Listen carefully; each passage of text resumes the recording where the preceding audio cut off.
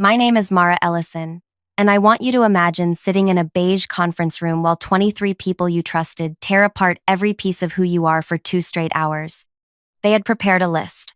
190 specific reasons why I didn't belong at the company where I'd given 3 years of my life. Reason number 47, leaves exactly at 5 p.m. Reason number 90, 2, never asks for help. Reason number 150, 6, brings lunch from home instead of ordering with the team.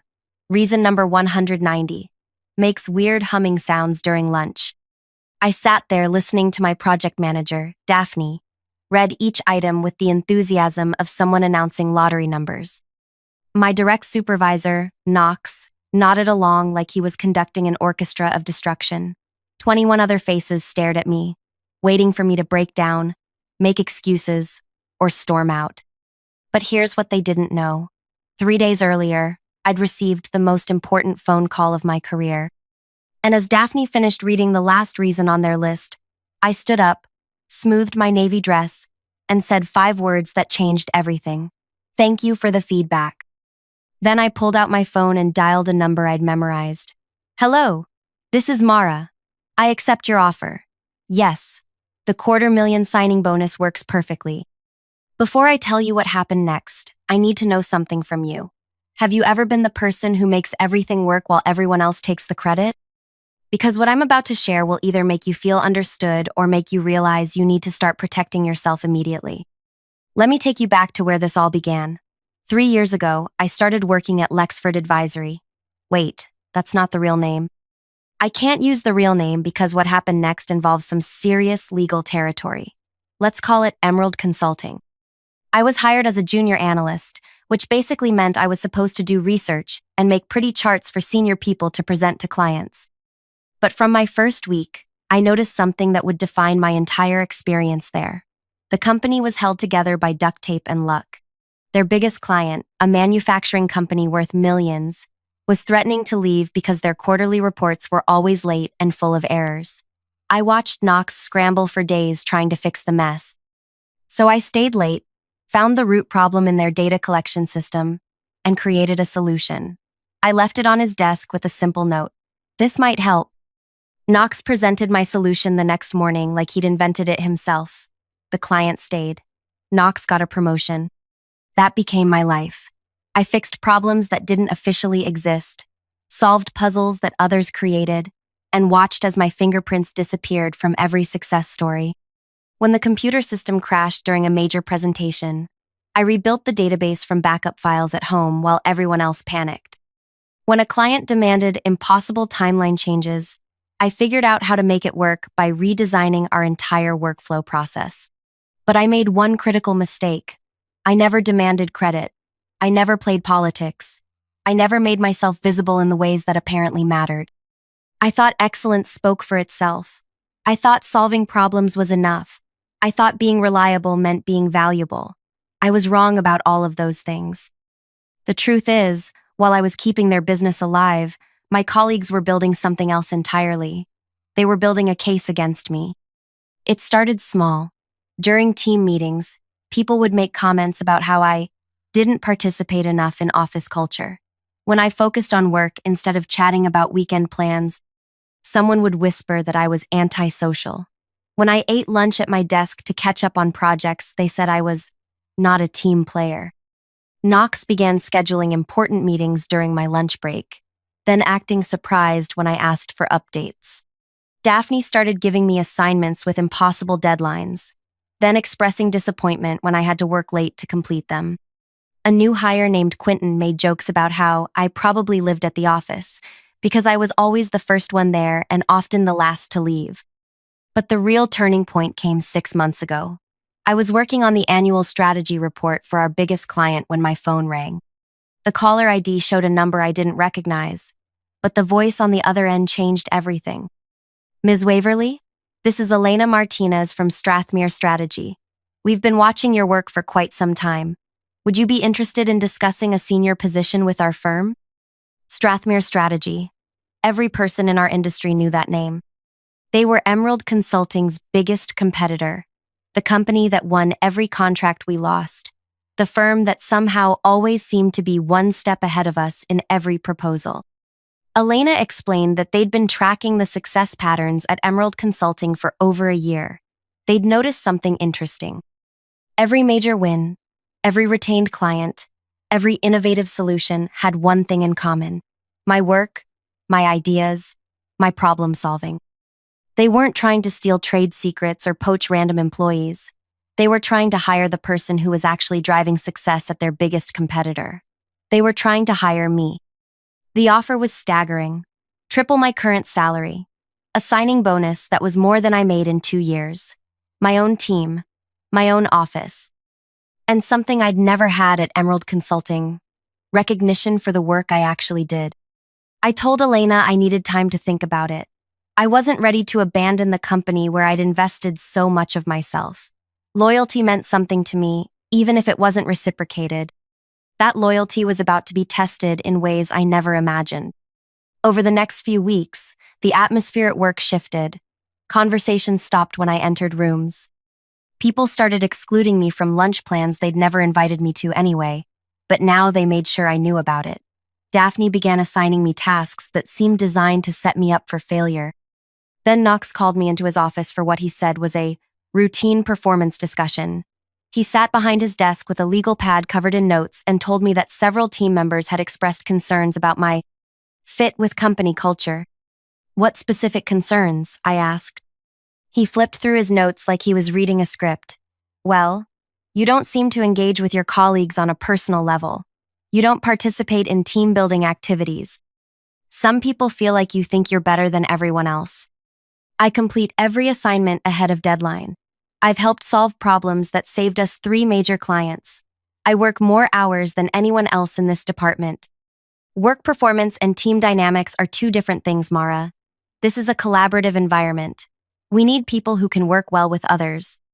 The irony was suffocating. I was the only person actually collaborating with anyone. When Quentin needed help understanding client requirements, I spent hours walking him through the process. When Daphne's presentations fell apart, I quietly fixed them and never mentioned it. When Knox's strategies failed, I found alternatives and let him take credit. But apparently, collaboration meant laughing at jokes I didn't find funny and pretending to enjoy conversations about television shows I didn't watch. 2 weeks later, Elena called again. Strathmere Strategy had won another major contract, beating out Emerald Consulting by proposing exactly the kind of innovative approach I'd been suggesting for months. Elena asked if I'd reconsidered their offer. "We're prepared to increase the package," she said. "And honestly, Mara, we need someone with your skills. We have 7 major clients asking specifically for the kind of analysis you're known for." "What do you mean known for?" "Your reputation in this industry is bigger than you realize. When companies need real solutions instead of fancy presentations, they ask for you by name. They just don't know your current employer doesn't value what you bring to the table." That conversation haunted me for days. I started paying attention to things I'd ignored before. When clients called our main number asking for help, the receptionist often transferred them directly to my extension. When other firms tried to recruit our senior staff, they mentioned wanting to understand how Emerald Consulting achieves such consistent results. I was the consistent results. I was the reason clients stayed. I was the secret ingredient everyone else was taking credit for. But I still wasn't ready to leave. Something inside me believed that loyalty and hard work would eventually be recognized. I thought if I just kept proving my value, the people around me would eventually see it. I was about to learn exactly how much they valued me. The meeting was scheduled for a Thursday afternoon. Knox sent an email to the entire team. Mandatory staff meeting to discuss team performance and collaboration improvement strategies. Nothing unusual about that. We had these meetings every few months. I walked into the conference room expecting another lecture about synergy and team building.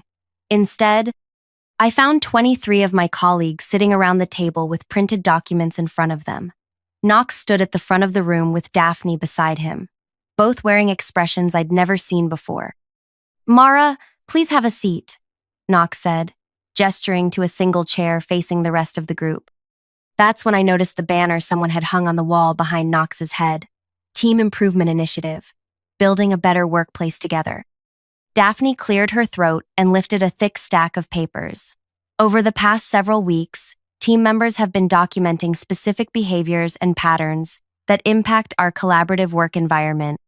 We've compiled these observations into a comprehensive list that we'd like to share with you. My brain struggled to process what was happening. A list? 190 specific reasons why your current approach to teamwork needs significant adjustment, Knox explained. We're going to read through each item so you understand exactly how your behavior affects your colleagues. The room went completely silent except for the hum of the air conditioning system.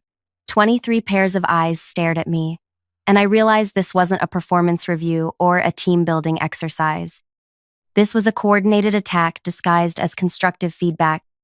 Daphne began reading. Number 1. Arrives at work before anyone else, making colleagues feel guilty about their schedule. Number 2.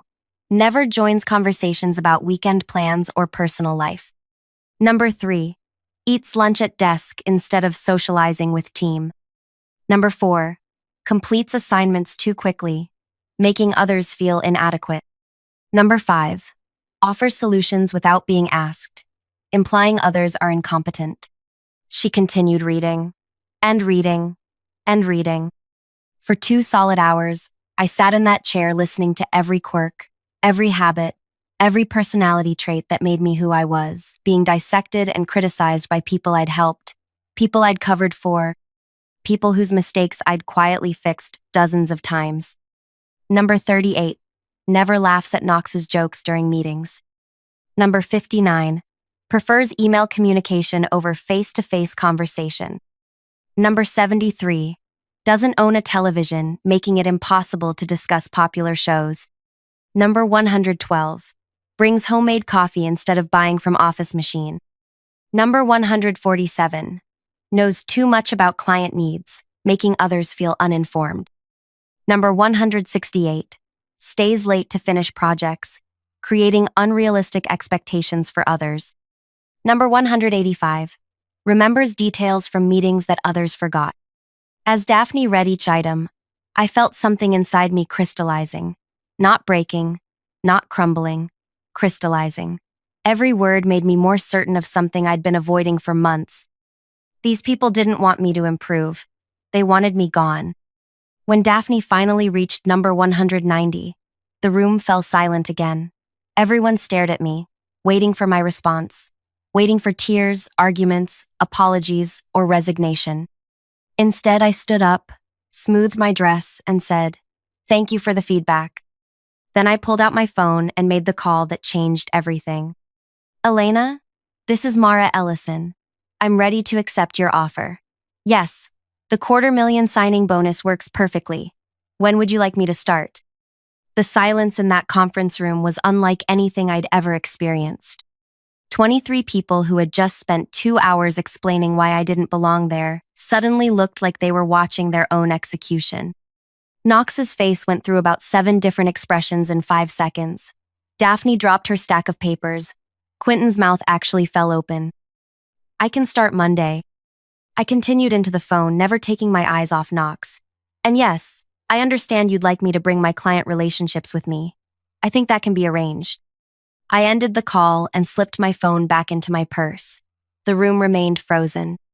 "Well," I said, gathering my notebook and pen from the table, "I appreciate you taking the time to help me understand why I'm not a good fit here. It's made my decision much easier." Knox finally found his voice. "Mara, let's not be hasty. This was meant to be constructive feedback, not..." "Not what? Not a coordinated effort to humiliate me into quitting? Not a 2-hour character assassination disguised as team building?" I walked toward the door, then stopped and turned back. You know what's interesting?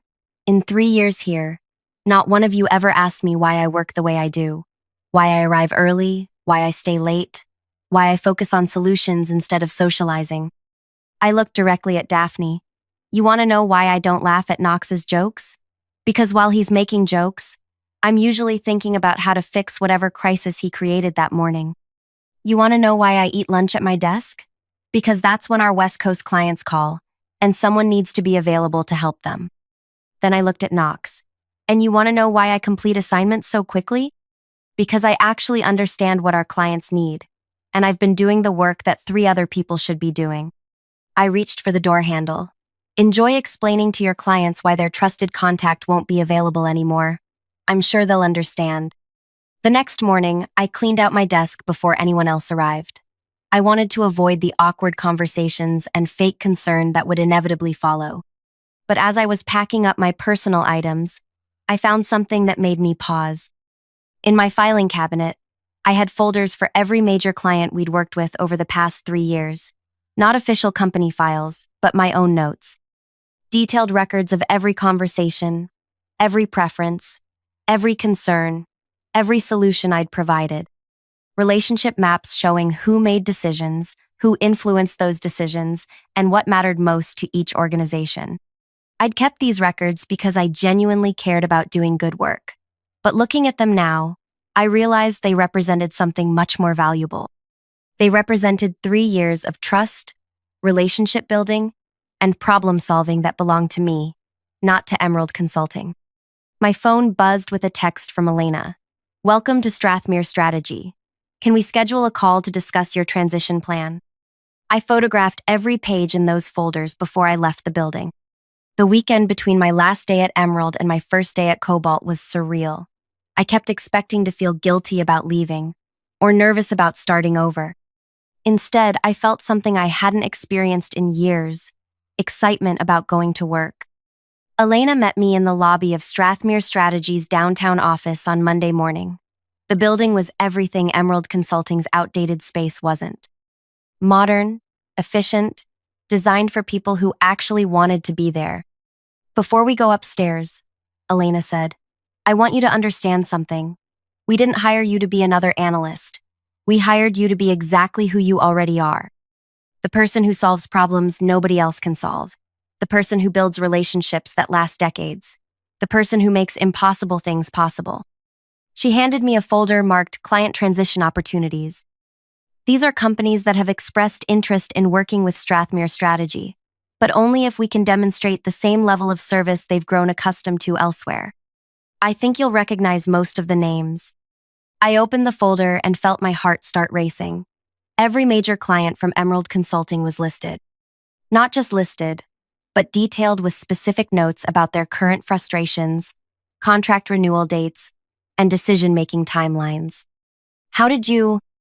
We didn't steal this information, if that's what you're wondering. These companies reached out to us.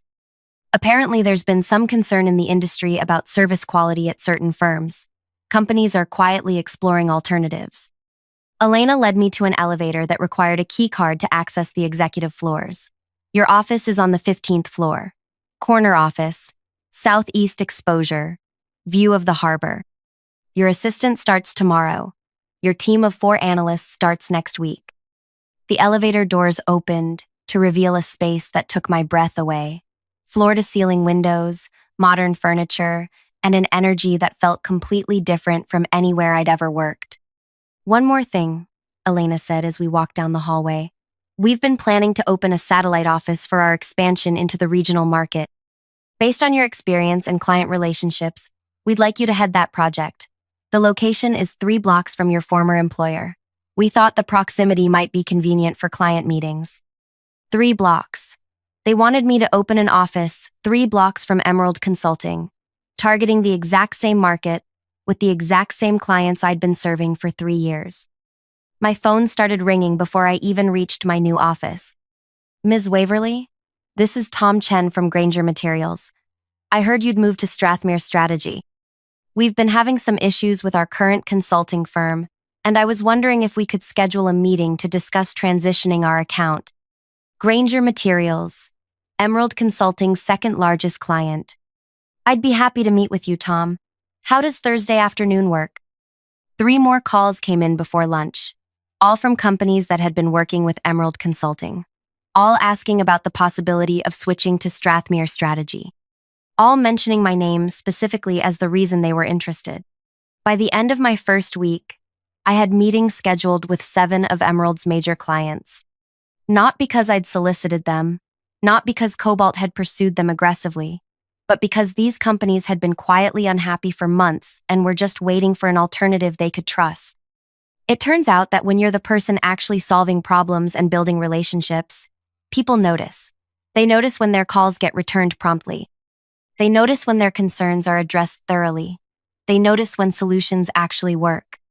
And they definitely notice when that person suddenly becomes unavailable. Knox called me on Thursday afternoon, just as I was heading into my meeting with Granger Materials. Mara, I think there's been a misunderstanding. Several of our clients are asking about you, and I wanted to clarify that you're still bound by your non-compete agreement. I almost laughed. Knox, you might want to have your legal team review my employment contract. I signed a non-disclosure agreement about internal processes and confidential information. I never signed a non-compete. Your company doesn't offer those to analyst-level employees. Silence on the other end of the line. Besides, I continued, I'm not soliciting your clients. They're soliciting me. There's a significant difference. Look, maybe we can work something out. What would it take to get you to come back? We could discuss a promotion, maybe a raise. Knox, 2 weeks ago you facilitated a meeting where 23 people spent 2 hours explaining why I shouldn't work there. I'm going to assume you meant what you said. I ended the call and walked into my meeting with Granger Materials. Tom Chen looked exactly like I'd expected based on our phone conversations over the past 2 years. Mid-50s, practical suit, the demeanor of someone who valued efficiency over everything else. Mara, I'll be direct. Working with Emerald Consulting has become frustrating. Our account manager doesn't understand our industry. Our reports are consistently late, and when we have problems, it takes days to get answers. But every time we called you directly, everything got resolved immediately. He slid a contract across the table. We want to work with you, not with your former employer. Can Strathmere Strategy handle our account? The contract was worth $1.2 million annually. It was Granger Materials' entire consulting budget, and they were offering to transfer it completely to Strathmere Strategy. We can absolutely handle your account, Tom. When would you like to start the transition? Immediately. We've already notified Emerald Consulting that we won't be renewing our contract when it expires next month. That meeting lasted 2 hours. By the time I returned to my office, I had 4 voicemail messages from other Emerald clients wanting to schedule similar meetings. Knox called again that evening. Mara, we need to talk. Granger Materials just terminated their contract. Oakline Logistics is refusing to renew. Northacre Holdings wants to cancel their project midstream. What exactly are you telling these people? I'm not telling them anything, Knox. I'm listening to them. Apparently, that's something they haven't experienced much lately. This is corporate sabotage. We're going to have to involve our legal team. Feel free. I'm sure they'll be very interested to learn that you're claiming ownership of client relationships that were built by an employee you just spent 2 hours explaining doesn't belong at your company. The legal threat never materialized. Probably because their lawyers explained the same thing Elena had explained to me. Client relationships belong to the person who built them, not to the company that employed that person. Over the next month, the exodus accelerated. 7 major clients representing 60% of Emerald Consulting's annual revenue chose not to renew their contracts. Not because I convinced them to leave, but because they'd been unhappy for months and finally had an alternative they trusted. Elena was delighted. I've never seen anything like this. Companies are calling us asking specifically for you. We're going to need to accelerate the timeline for opening that satellite office. The satellite office, 3 blocks from Emerald Consulting. I'd almost forgotten about that detail in the excitement of building my new team and managing the client transitions. How quickly are we talking? 2 months. We've already secured the space and we're fast-tracking the setup. The goal is to have you operational before the end of the quarter. 2 months later, I stood in the lobby of our new regional office, watching as movers installed our company sign in the window facing the street. Anyone walking from the parking garage to Emerald Consulting's building would see it. Strathmere Strategy Regional Office. Mara Ellison, Senior Director of Client Relations. My name, on the sign. After 3 years of invisible work, my name was finally visible. That first morning in our new office, I watched through my window as Knox walked past on his way to work. He stopped in front of our building, stared at the sign for a full minute, then pulled out his phone. I'm sure he was calling someone at Emerald to report what he'd discovered. By 10 a.m., Daphne had driven by twice. By noon, 3 other former colleagues had found reasons to walk past our building. But the best moment came at 2 p.m., when I saw a familiar car pull into our visitor parking space. Tom Chen from Granger Materials, arriving for our monthly strategy meeting. As he walked past the window, he waved at me and smiled. Through the glass, I could see him mouth the words, "Thank you." That's when I understood the real revenge wasn't just leaving Emerald Consulting or taking their clients. The real revenge was building something better. Creating the kind of workplace I'd always wished existed. Proving that excellence actually could speak for itself when it was given the right platform. 6 months later, our regional office had grown to 15 employees. We'd won 12 new clients who had never worked with Emerald Consulting. Our revenue projections for the first year were already being exceeded in month 6. Elena visited our office to check on our progress. As we sat in my conference room overlooking the street, she asked me something I hadn't expected. Do you ever wonder what your former colleagues think about all this? I looked out the window toward Emerald Consulting's building. I know exactly what they think. They think I stole their clients. They think I sabotaged their business. They think I'm the villain in this story. Are you? I thought about that question for a long time. I don't think so. I think they created a situation where their clients had to choose between loyalty to a company and loyalty to the person who actually served them. And the clients chose the person. Elena nodded. What would you tell them if you could? I'd tell them that the 190 reasons they listed for why I shouldn't work there turned out to be 190 reasons why I shouldn't work anywhere. Except they were wrong. I shouldn't work anywhere I'm not valued. I shouldn't work anywhere my contributions are invisible. I shouldn't work anywhere excellence is treated as a character flaw. I stood up and walked to the window. But I should definitely work somewhere that appreciates what I bring to the table. Somewhere that puts my name on the sign. Somewhere that lets me build something instead of just fixing what other people break. Elena smiled. Any regrets? Just one. I wish I'd made that phone call 6 months sooner. As I'm telling you this story, it's been almost 2 years since that meeting in the conference room. Emerald Consulting is still in business, but they've had to lay off 8 people and downsize their office space. Knox is no longer the department manager. Daphne left the company 6 months ago. Our regional office now employs 23 people, the same number who sat in that conference room listening to my character assassination. But these 23 people come to work excited about solving problems, building relationships, and creating value for clients who appreciate what we do. Every morning when I arrive at work, I see that sign with my name on it. And every morning, I remember that the best revenge isn't destroying the people who underestimated you. The best revenge is proving them wrong by building something they could never imagine. So here's what I want you to take from my story. If you're the person who makes everything work while everyone else takes credit, start documenting your contributions. If you're the person who solves problems nobody else can solve, start making sure people know you're the one solving them. And if you're the person who gives loyalty to people who don't deserve it, start giving that loyalty to yourself instead. Because the people who undervalue you are counting on you to undervalue yourself. They're counting on you to stay quiet, stay invisible, and keep fixing their mistakes without demanding recognition. Don't give them that satisfaction. Tell me in the comments, have you ever been the invisible backbone of your workplace? Have you ever been underestimated by people who should have known better? I want to hear your stories, because I guarantee you're not alone in this experience. And if this story resonated with you, if it made you think about your own situation differently, if it gave you the courage to start valuing yourself the way you deserve to be valued, hit that like button and subscribe for more stories about people who refuse to stay invisible. Because your story matters too, and it's time for people to see your name on the sign.